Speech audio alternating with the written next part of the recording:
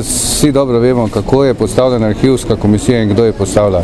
In mislim, da ni prav, da so zgodovinari in raziskovalci, publicisti odvisni od vsakokratne arhivske komisije. Ali bo dovolila ali ne bo dovolila.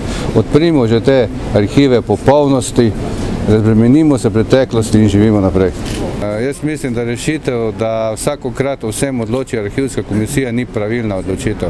Vsi, ki smo nekako raziskovalci, imamo nek status. Sam imam status pisatelja,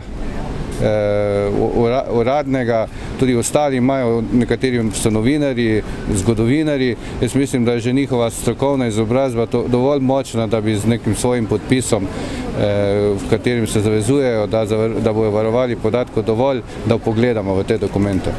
Arhiv Komunistične partije Slovenije je bil do tega trenutka popolnoma odprt.